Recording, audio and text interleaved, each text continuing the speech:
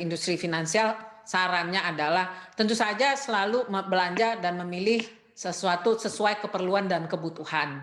Nah, cara pencicilan juga harus dilihat karena dicicil itu kan setiap bulan harus ada pencicilan, jumlah yang harus dibayarkan sesuai dengan cicilan yang diambil, sesuai dengan jumlah amount-nya dan juga bulannya. Nah, itu sesuai dengan limit. Tentu saja cicilan kita juga harus dilihat dengan pendapatan kita. Jangan sampai kita ambil banyak sekali cicilan sampai cicilan tiap bulannya melebihi pendapatan kita tiap bulan. Itu sih sangat tidak disarankan karena memang banyak orang yang mempunyai berbagai macam kartu ya, lebih dari satu kartu. Jadi itu harus diperhatikan. Kalau saya sih saya selalu melihat jumlah yang saya harus bayar tiap bulan dengan mencicil ini berapa sih sebenarnya, dan lagi-lagi juga dilihat apa sih yang kita mau cicil, apakah memang saya butuh dan saya memerlukan barang tersebut. Karena itu ujungnya juga akan termasuk salah satu menjadi track record kita dalam kredit ya, berarti ya Bu Dani ya. Iya, Itu yang paling penting benar, banget benar tuh. sekali.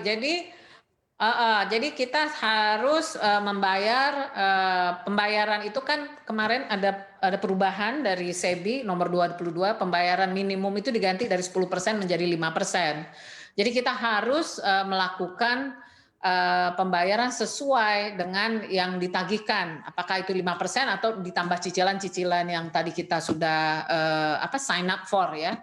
Nah, itu harus dibayar dengan tepat waktu. Jadi ada due date-nya. Jadi dibayar sebelum atau pada tanggal tersebut. Sehingga rekor kita di rekor kredit kita tetap baik karena rekor kredit yang baik tentu saja memberikan kemudahan-kemudahan ke depannya jika kita membutuhkan fasilitas-fasilitas kredit baru. Jadi itu yang Itu harus kita dia. jaga. Jadi rekor kredit itu seperti rekor nama baik kita. Ya. Nah, itu yang kita harus jaga terus Itu supaya dia. kita lebih gampang ke depannya untuk meminta fasilitas kredit baru dari bank, apakah itu kredit perumahan ataupun kredit untuk melakukan bisnis. Itu dia, makanya jadi harus bijak, benar-benar bijak ya. Setelah Iya, apa yang boleh, kita geser ke yang nggak boleh nih, yang downs-nya seperti apa. Jangan iya. melakukan transaksi di tempat situs belanja online yang mencurigakan, tidak memberi kartu PIN atau OTP online transaction PIN gitu ya, online transaksi PIN kepada pihak lain, dan tidak menggunakan kartu kredit untuk mendapatkan dana tambahan dari merchant penyedia dana tunai yang tidak resmi.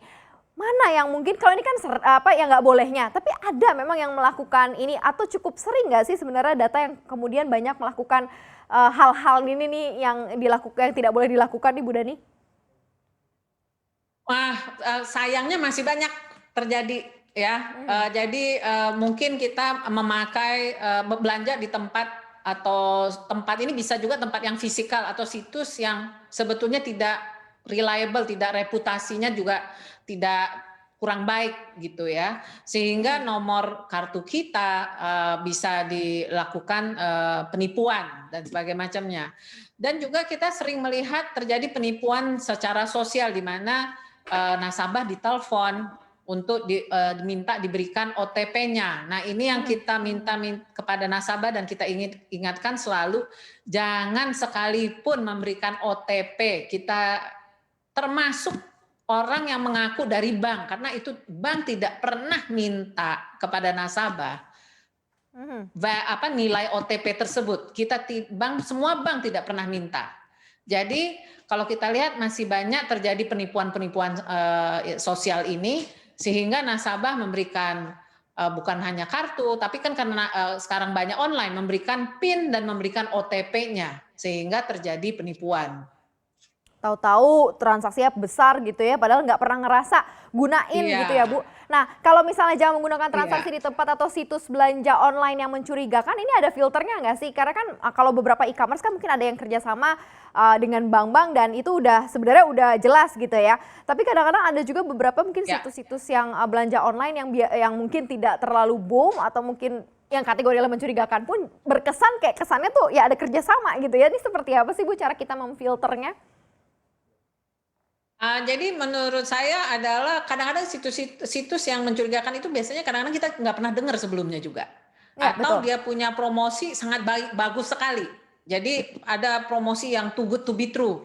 Jadi orang tidak sadar merasa wah ini oke banget ya offernya daripada customer ini murah sekali ya.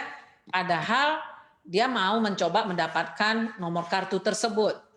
Jadi kalau saya selalu berhati-hati hanya memakai yang reputasinya cukup tinggi. Dan juga ada Jangan lupa untuk install aplikasi CNBC Indonesia yang tersedia di App Store dan Play Store. Dan ikuti terus perkembangan ekonomi bisnis terkini hanya di CNBC Indonesia Beyond Business.